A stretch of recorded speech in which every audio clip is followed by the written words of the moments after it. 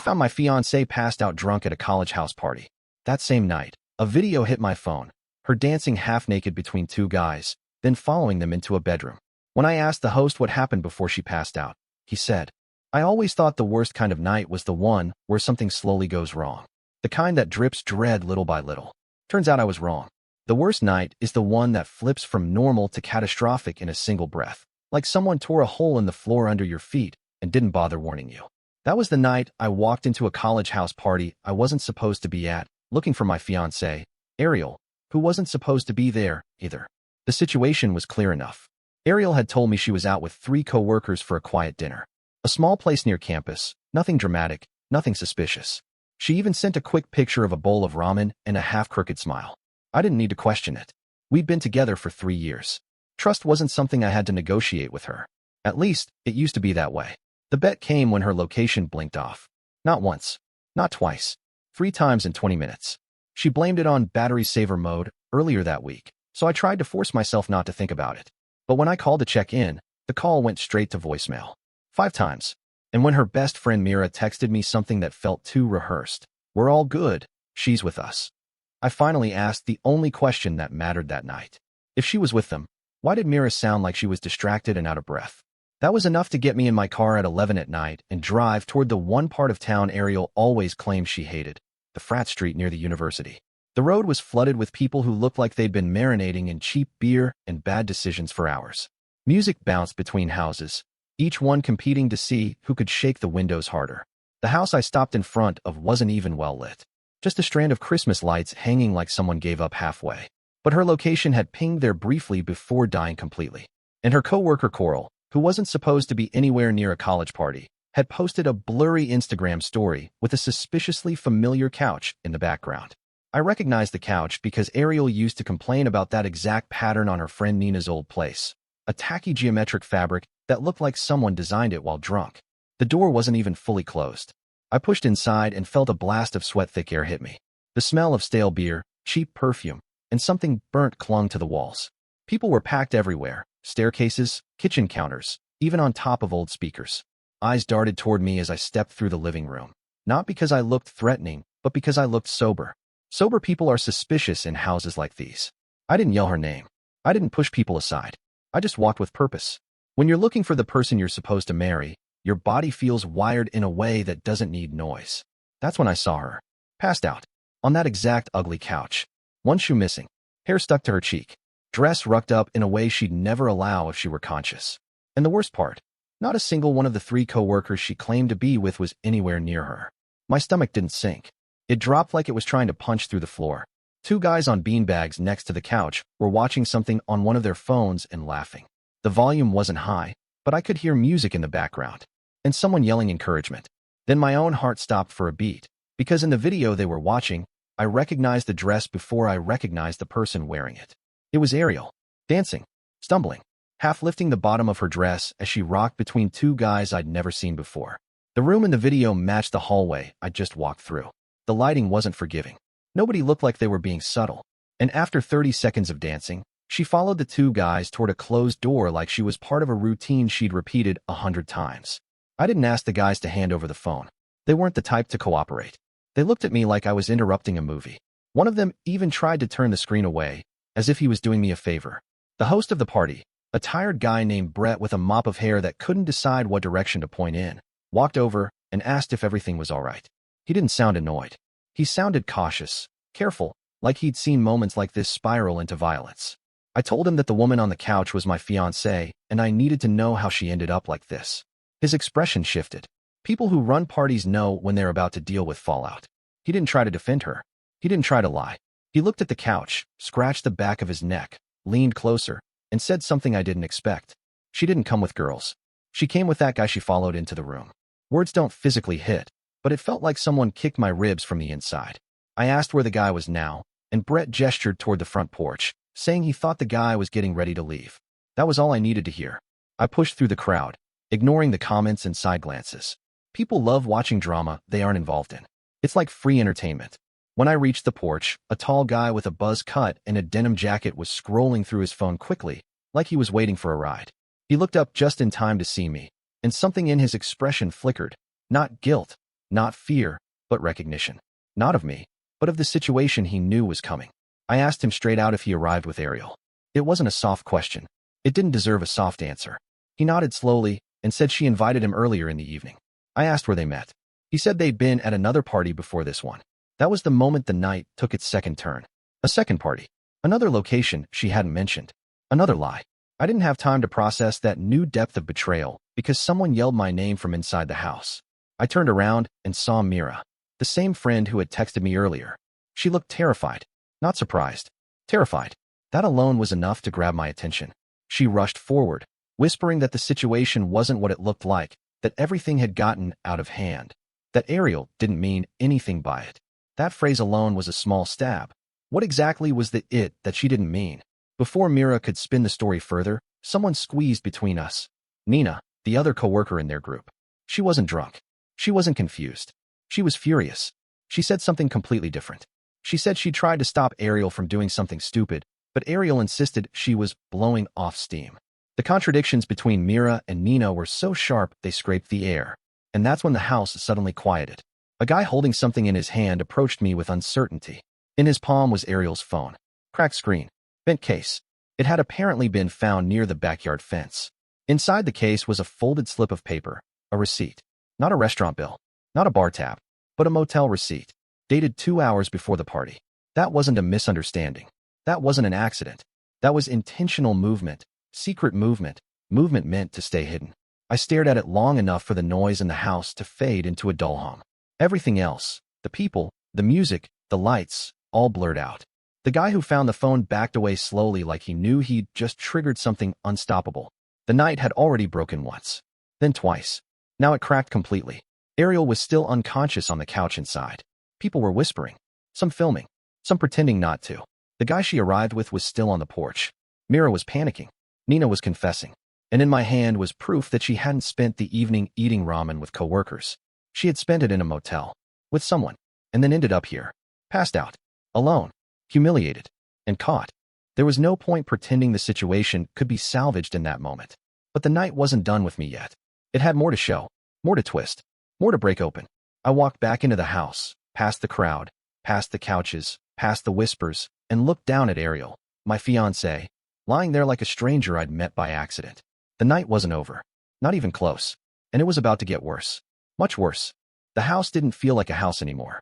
It felt like a container pressurized with tension, and every person inside was waiting for someone else to open the valve first. Eyes were following me as I walked back toward the living room, away from the porch confrontation and straight into the center of everything. Ariel hadn't moved. She was still slumped on that couch, breathing unevenly. People who had been laughing minutes ago were now whispering behind their drinks. The video of her dancing was no longer just a clip spreading phone to phone. It had become the live rumor drifting between circles of strangers. I didn't need the video replay. I had already memorized every frame. As I stepped inside, the guy from the porch, the one she arrived with, came after me, trying to talk. He kept explaining that Ariel had said she was single, that she told him she was getting out of something unhealthy. The phrase felt like someone dragging a knife sideways instead of straight down. He wasn't apologizing. He wasn't defending himself. He was simply giving the version she told him, as if that would soften the blow. His tone alone pushed me toward a level of irritation I hadn't hit in years. Not rage. Not wild anger. Something colder. Something steadier. The kind of clarity that shows up when you've run out of illusions. Then a group of girls came running in from the kitchen, their faces red from either alcohol or panic. One of them pointed at me and said I shouldn't make a scene. I didn't even know who she was. She clearly thought she had authority anyway. Before I could respond, Nina stepped in front of her, pushing her back with her palm. Nina wasn't defending Ariel. She wasn't defending me either. She was defending the truth, whatever parts of it she still recognized. She said something that shut the girl up instantly. You weren't even with us tonight. Stop pretending you know anything. Another layer of lies. More contradictions. More strangers pretending to be involved. I moved past them all and crouched next to Ariel. Her dress smelled like spilled drinks and cheap cologne. Not hers. Not mine. Someone else's. Her lipstick was smudged across her cheek, and a faint mark on her collarbone didn't look like a bruise. It looked like a mouth had been there earlier in the night. I called her name. No response. Then I tapped her shoulder. Still nothing. Nina said she had been in and out of consciousness since the dancing. Mira said she had just fallen asleep, shifting the blame on exhaustion. The two of them kept interrupting each other until I finally told both to stop talking and stand back. A guy nearby chimed in, saying he saw Ariel in the kitchen earlier, barely able to walk straight. Another person added that she had been drinking something from her own bag. I asked what that meant. They described a bottle wrapped in a scarf she kept pulling from her purse. Coral wasn't supposed to be at the party, but suddenly she emerged from the hallway looking like someone had punched her pride. She walked straight toward me and tried to take charge, saying she could explain everything. But her tone was wrong, too defensive, too practiced, too much like someone preparing to dodge responsibility. Before she could start spinning answers, her phone buzzed in her hand. She glanced at the screen and froze. That alone was suspicious enough. I didn't know what message she saw, but she closed the phone so quickly it looked like she was trying to hide a burning match. I didn't chase the explanation yet. I didn't need more voices. I needed actions. I scooped Ariel up from the couch. The room gasped like I had just started a fight. I didn't care. She was unconscious, and I wasn't going to leave her there like decoration for people's Instagram stories. But as I lifted her, something small fell out of the fabric near her hip. A tiny, glittery plastic charm, one I didn't recognize. The shape was a small sun with a cracked edge. It didn't belong to her. Not to any of her purses. Not to her jewelry. Someone else had been close enough to her to leave it behind. I pocketed it without saying a word and started carrying her outside. That's when Mira followed me, panicking again, telling me I shouldn't jump to conclusions. Jump to conclusions? After a motel receipt, a video, a blackout, and a guy openly confessing she claimed to be single? The conclusion had already parked itself in front of me with headlights on. But the night wasn't finished turning. As I reached the porch, someone burst out from the side door yelling my name. Brett again. He waved for me to stop, not with anger, but urgency. I asked him what happened. He said one of his roommates had checked the spare bedroom, the one Ariel had followed the two guys toward in the video. The bed inside was a mess. Sheets half hanging off, pillows on the floor, someone's belt under the blanket. And worst of all, a ripped strap from a dress. The strap matched the fabric of Ariel's. I felt something inside me tighten. Not like a snap, more like a screw turning until the metal warped. Brett told me one more detail, one that shifted the entire situation sideways. Someone had tried to clean the room. No idea who. But the trash bin had been emptied, and the sliding window was open wide despite it being close to midnight and freezing outside. Someone had erased something. Not with the intention to hide it from law enforcement, but from me. I didn't stop carrying Ariel. I couldn't talk. I couldn't even breathe properly. The moment I stepped onto the lawn, the guy she arrived with approached again, now insisting he didn't touch her in the room. He was panicking, trying to clear his name. I asked where the second guy went. The one who had also been in the video. The guy with the dark cap. He pointed toward a parked car at the curb. A car that was pulling away quickly, lights off until it reached the end of the street. Someone who didn't want to be confronted had just driven off. That alone created a new layer of dread I didn't have room for yet. I wasn't going to chase a car at 1 a.m.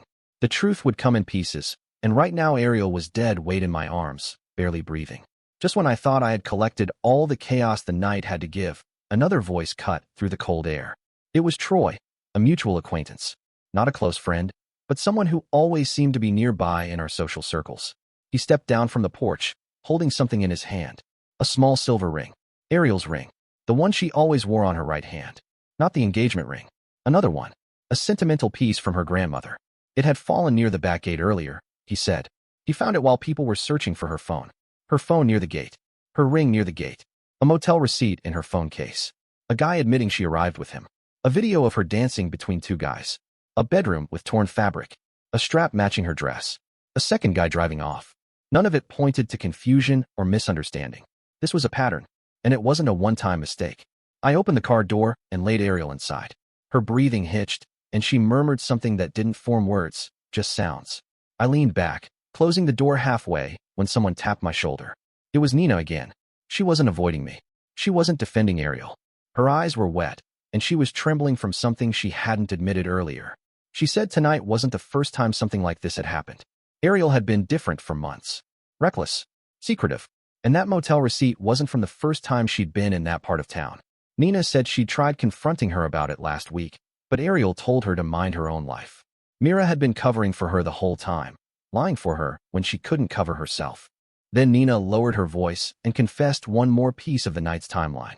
Ariel had begged them earlier not to tell me she was at the party because she didn't want me ruining the mood. That phrase wasn't a slip. It was something she had said confidently while stumbling into the house. Ariel had made plans that didn't include me, and they ended exactly where she didn't expect anyone to find her. I didn't talk. I didn't argue. I didn't cry. I didn't shout. My mind was too full of sharp, mismatched pieces, and there was no space left for emotional theatrics. I closed the car door. The party behind me was swelling again, like the drama had recharged everyone's curiosity. Someone laughed. Someone filmed. Someone whispered just loud enough for people to hear. But the night wasn't done. Not by a long shot. As I started the engine, my phone buzzed with a new notification. A message from an unknown number. Attached was a 30-second clip. A clip taken at a different location. A clip from earlier that same night. A clip showing Ariel stepping out of a motel room with someone who definitely wasn't the two guys from the party. Someone older. Someone familiar. Someone I'd seen around her workplace. And that clip didn't come from a stranger. It came from the coworker she claimed was stuck at home with a cold. Coral. The person who had been acting nervous the entire night. The night had split open once. Twice. 3 times. But this was the part where everything became something else entirely. And the next part, the morning after, was waiting for me like it had been planning its own attack. I didn't sleep when I got home. I didn't get close. I laid Ariel in the guest room, covered her with a blanket, and sat in the hallway with the door cracked open just enough to watch her chest rise and fall. It was the only part of her that kept moving. Everything else, the trust, the foundation, the promises, stayed frozen like the house had paused itself to decide what happens next. The clip Coral sent replayed in my mind with the stubbornness of a bad habit.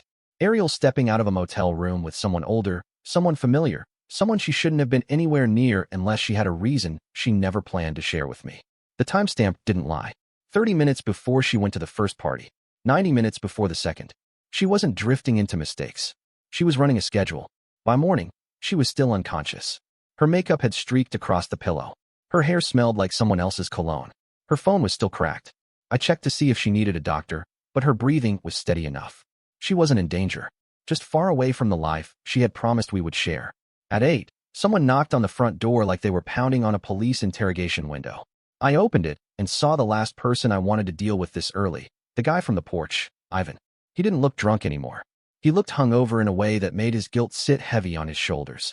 He asked if she got home safe, which was a bold question for someone who had watched her dance between 2 guys. I didn't invite him in. I didn't need more involvement. But he wasn't there to talk about the dancing. He said the second guy, the one who drove off, had messaged their group chat around sunrise. The message wasn't an apology or a confession. It was a warning. The second guy claimed someone had filmed them earlier in the night doing something they weren't proud of. Something involving Ariel in the house bathroom that Ariel wouldn't remember. Something he didn't want anyone else to know existed. My hands went cold. Another clip. Another angle. Another part of the night I hadn't seen. I asked what exactly the message said. Ivan scrolled quickly and held out his phone. The text was there, short and panicked. Whoever took the bathroom footage, delete it. I'm serious. Bathroom. Footage. Threats. This wasn't a single mistake. This was the night peeling itself back like old wallpaper, revealing mold underneath. Every piece connected to something I didn't want to imagine, and yet imagination had become pointless because the truth was crawling out on its own. Ivan apologized again. He said he would cooperate with whatever I decided to do, but I didn't want anything from him except distance. I closed the door without another word. Ariel groaned from the guest room, a low sound like someone waking after being shaken from underwater. I walked in and stood beside the bed. She blinked slowly, eyes unfocused, face pale under smudged eyeliner. She looked around like she didn't recognize the room, then saw me and jolted like she had woken inside a consequence she didn't expect. She asked where she was. Then she asked what time it was. Then she asked why she wasn't wearing her ring. Not the engagement ring, the silver one from her grandmother. The one Troy had found by the back gate. I placed it on the nightstand. She stared at it like it belonged to someone else. Then she asked the question I expected her to ask. What happened? And the way she asked it, hesitant, searching for a lifeline, told me she was trying to piece together a version of the night that placed her in the best light possible. I didn't soften anything. I didn't dramatize anything. I told her she had passed out on a couch at a college party she wasn't supposed to attend. I told her a video of her dancing with 2 guys had circulated through the house. I told her her phone had been found near a fence. I told her about the receipt. Her face paled further. She kept searching for a narrative she could cling to, something that could make this feel like a misunderstanding rather than a betrayal. Her first attempt was to blame the alcohol. Her second attempt was to blame the friends. Her third attempt was to blame stress. But none of those explanations could bend the motel receipt, the video, the confession, or the fact that a second clip existed. I told her about the motel, about Coral, about the older man, and something in Ariel's expression shifted, not fear, Not remorse, but calculation. She wasn't reacting to the betrayal. She was reacting to the logistics. She wasn't thinking about me. She was thinking about how many pieces of her story had already cracked. She stood up too quickly, stumbled, and caught herself on the dresser. She said she needed water. I handed her a bottle. She took 2 sips, and then placed it down like the bottle was suddenly too heavy for her hand. She said she didn't remember anything past the first drink, which was impossible because she had been filmed dancing after that. She said the motel was a misunderstanding, which was the weakest phrase anyone could use to describe booking a room with someone who wasn't their fiancé. Before I could respond, someone rang the front doorbell. Not a polite ring. A push the button and lean on it kind of ring. The kind someone uses when they're too angry or too emotional to wait. I opened the door and found 2 more people I didn't expect. Ariel's parents. Her mother looked like she had already cried. Her father looked like he hadn't slept. They had been contacted by someone, Nina most likely, who told them what happened. They asked where Ariel was. I stepped aside. Ariel tried to pull herself together when they entered the hallway, but her parents walked straight past her and went into the living room, demanding explanations from both of us. They weren't quiet. They weren't gentle. They wanted the truth, and they wanted it immediately. Ariel panicked, turning to me with wide eyes like she expected me to cover for her. She asked me quietly to say it was a misunderstanding. She asked me to tell them she had gotten too drunk and lost control. She asked me to soften the details. I didn't. I told her parents everything. Every piece. Every event. Every contradiction. I kept it factual without embellishment. Her mother covered her mouth as I talked. Her father stared at Ariel like he was trying to figure out whether the daughter he raised was the same person standing in front of him. Ariel interrupted repeatedly, insisting she didn't remember. Her father made her sit. He asked her why she was at a party when she told them she had a dinner with co-workers. She didn't answer. He asked about the motel. She didn't answer. He asked about the older man. She didn't answer. She only said, "It's not what it looks like," which was the kind of answer people give when they have nothing left to offer.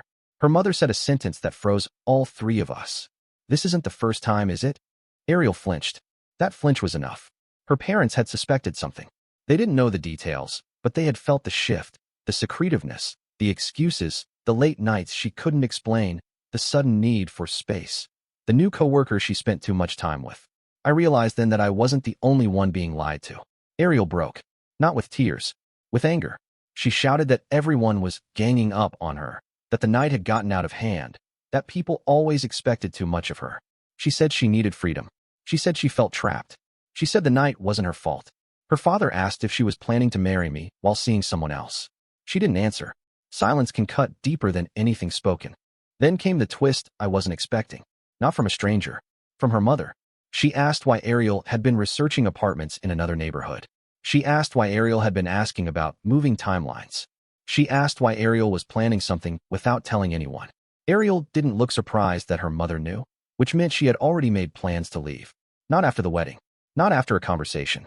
She was preparing to leave once something better stabilized. And the something better wasn't me. The weight of that realization didn't land all at once. It spread through me like cold water down the spine. Ariel wasn't fighting to save anything. She was fighting to protect a narrative she wished she had maintained. She had been planning an exit long before the night fell apart. Her father stood up and told her she needed help. Not a lecture. Not comfort. Professional help. She laughed, a hollow, brittle sound that broke halfway through. He didn't argue with her. He just looked at me and said he was sorry. Then he walked out the door. Her mother followed. Ariel sank onto the couch like someone watching the last pillar fall. But the consequences weren't finished with her yet. Not even close. Because within an hour, the coworker, the older man from the motel, showed up on my porch demanding to talk to her. That was when the night turned into something even worse. The knock on the door wasn't hesitant. It wasn't polite. It wasn't unsure. It was the kind of knock someone uses when they think they have authority they never earned. I opened the door and saw him standing there. The older coworker from the motel video. Crisp shirt. Hairstyled too neatly for a Saturday morning. That odd mix of arrogance and panic that doesn't hide well on men like him. He asked for Ariel like he had every right to cross my threshold. I didn't let him inside. I stepped out, closing the door behind me with the kind of quiet that tells someone the conversation won't end with a handshake. He said Ariel had texted him the night before about coming by to talk, and he wanted to see if she was okay. That alone gave me a sharp look at what their relationship actually was. Routine, casual, expected. Not a thrill. A rhythm. Something that had been happening long before I realized anything was off. I asked him how long it had been going on. He didn't answer with a timeline. He answered with a shrug, like the details didn't matter because in his mind, The betrayal was already carved in stone. He said it started casually, which was the kind of phrase people use when they want to avoid the weight of meaning. Casual, repeating, familiar, predictable, a system, a pattern she built behind my back. He wasn't guilty. He wasn't devastated. He wasn't apologetic. He was irritated that the night had blown up and dragged him into consequences he hadn't planned for. He said she had been unhappy for a while. I didn't need him to define unhappy. I had seen the motel receipt. I had seen the video. I had seen her friends contradict each other. Her unhappiness had turned into someone else's opportunity long before she realized I was catching up to all the pieces. I told him she wasn't seeing anyone today. He said she owed him an explanation. I told him explanations weren't part of her skill set at the moment. He told me to get out of the way. I stepped forward instead. He tried to stand his ground, but men who hide behind secrets don't hold themselves well face to face. His shoulders tightened. His voice thinned. The confidence he walked up with didn't stick around once the door was closed behind me. I didn't threaten him. I didn't shout. I didn't touch him. I just told him he needed to leave before Ariel woke up and tried to use him to dodge responsibility again. He said I was overreacting. I told him he wasn't staying. He left. Not because I forced him physically, but because the situation no longer left room for illusions. His role in her life, whatever it had been, had just hit its expiration date. I watched him walk down the driveway, shoulders stiff, jaw clenched. People like him don't like being rejected by the circumstances they helped create. He'd feel it later, when he realized this wasn't ending quietly. When I went back inside, Ariel was sitting in the hallway near the guest bedroom, knees pulled up to her chest like she had finally lost the sense of balance she held on to during the entire confrontation with her parents. She didn't look devastated. She looked cornered. Reality had begun carving borders around her that she couldn't escape with excuses. She asked who was at the door. I told her. Her face twitched, not with shame, but with the frustration of someone who realized a secret had leaked out ahead of schedule. She asked if he said anything. I didn't repeat his words. I simply said it was clear the situation went far deeper than one drunken night. She apologized, but not like someone who understood the depth of what she destroyed. She apologized like someone performing damage control. She apologized out of habit, not remorse. Her voice didn't break. Her tone didn't shift. It was the same practiced tone she used when she spilled coffee or missed a meeting. She asked if we could talk. I sat across from her, not close enough for comfort, not far enough for avoidance. She said she didn't want things to end. She said she made mistakes. She said she would fix them. I didn't interrupt her. I let her speak until she ran out of prepared lines. When she finally went silent, she expected me to negotiate, to soften, to ask for explanations, to meet her halfway. I didn't. I told her the engagement was over. Her face stayed blank for a moment, as if the words didn't land. Then something in her eyes tightened, not sadness, not regret, but disbelief that the consequences she had outrun for months finally stopped her. She stood, shaky but angry. She said I was being dramatic. She said I should consider the history we had. She said nobody's perfect. She said relationships go through phases. Every sentence chipped another layer off whatever she thought she deserved. I told her plainly she had the freedom she claimed to want. She could live whatever life she had been planning behind my back. She said she would explain everything. I said explanations wouldn't change the motel, or the video, or the bathroom clip, or the fact that her coworker had shown up at my door demanding time with her. She started crying then, not quiet tears, but the kind people use when they realize control is slipping. Her voice cracked not from hurt, but from panic. She said she was losing everything at once. I told her she wasn't losing everything. She was losing the parts of her life she chose to gamble. I told her her parents already knew. I told her the guy from the porch had confessed she claimed to be single. I told her people at the party were sharing the video. Her world wasn't collapsing because I ended the engagement. It was collapsing because she built it on lies fragile enough to shatter in a single night. She didn't argue anymore. She sat back down, staring at the floor. The silence between us didn't soften. It solidified. By noon, her parents returned with a car. They helped her pack. Not angrily. Not coldly. With the heavy, exhausted quiet of people who realized they couldn't shield her from consequences she created herself. She didn't say goodbye. She didn't ask for another chance. She walked out carrying a single suitcase, shoulders low, face hidden behind her hair. When the door closed, the house finally felt still again. But the fallout didn't stop there. Her coworkers found out within days. The older man's girlfriend found the motel receipts in his email and ended their relationship. The guy from the porch was suspended from his sports team after someone sent the video to his coach.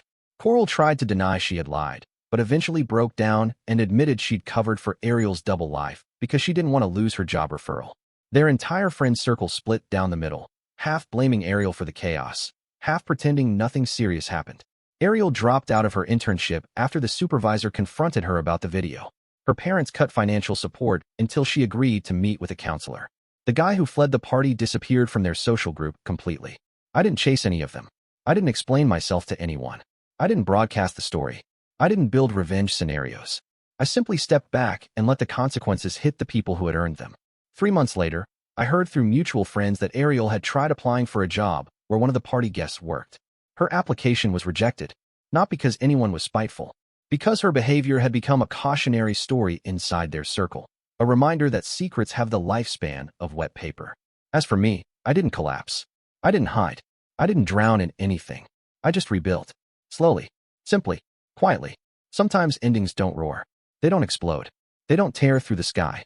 Sometimes they just remove the weight that was breaking you without you even knowing it.